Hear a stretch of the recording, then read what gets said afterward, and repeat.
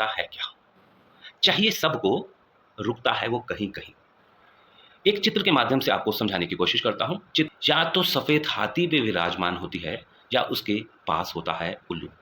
अलग-अलग मंदिरों में, अलग-अलग चित्रों में कुछ चित्र आपको ज़रूर बता रहे हैं। उससे सीखना चाहिए कि अगर आपने पैसा लोगों की सेवा करके, मदद करके, उनकी सफलता के लिए मददगार बन के आपने भी कुछ भी कमाया है, तो वो पैसा है सफ़ेद हाथी।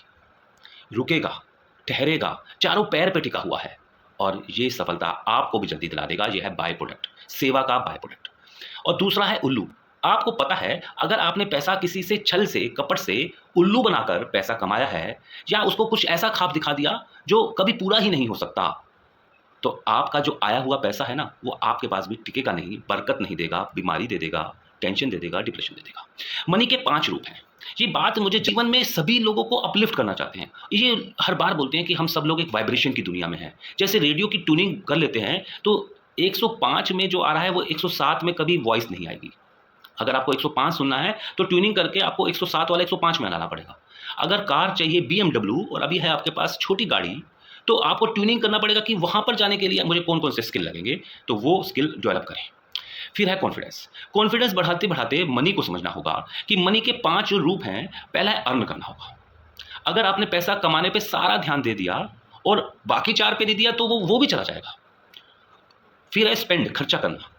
अगर खर्चे में ही ध्यान दिया, क्या लूँ और सेविंग पे ध्यान नहीं दिया, इन्वेस्टमेंट पे ध्यान नहीं दिया और मल्टीपल करने के सोर्स नहीं ढूँढे कि पैसा ऐसे कहाँ लगाऊँ, जहाँ पर बहुत तेज़ी से बढ़ जाए, आने वाले कल के लिए मेरे लिए थोड़ा-सा सुलभ हो जाए।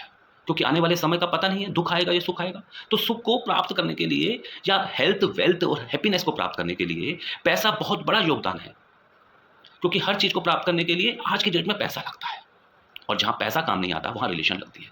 पर हम ये बात समझते हुए कि ये पाँचों जो चीज़ें हैं, इसको एक-दूसरे के साथ संबंध बनाना होगा। खाली ध्यान नहीं देना होगा कमाने में, खाली ध्यान नहीं देना खर्चा करने में, खाली ध्यान देना इन्वेस्टमेंट में। हमने इन्वेस्टमेंट करनी है, सबसे ज़्यादा जुड़ी इन्वेस्टमेंट है ब्रेन पर। और ब्रेन की इन्वेस्टमेंट अगर किसी कोच के साथ मिलकर करते हैं, तो जिम में रहकर जिम की एक्सरसाइज करके जो आप चाहते हो वहाँ मिल जाता है। और अगर अध्यात्म में चाहते हो, तो अध्यात्म में मिल जाता है। और अगर आप चाहते हैं हेल्थ, वेल्थ, हैप्पीनेस, तो आपको इस टीम में जुड़ना होगा। कुछ दिन जुड़कर कुछ सीखें और सीखे हुए को दूसरे को सिखा दें, आपका पक्का हो जाएगा। ये मैं कहकर वाणी को विराम देता हूँ। आपका तहे दिल से धन्यवाद करता हूँ। चैनल पे पहली बार हैं, तो लाइक कर लें, सब्सक्राइब कर लें, क्योंकि ऐसे ही वीडियोज़ आप तक जल्दी से जल्दी पहुँचे। Thank you so much.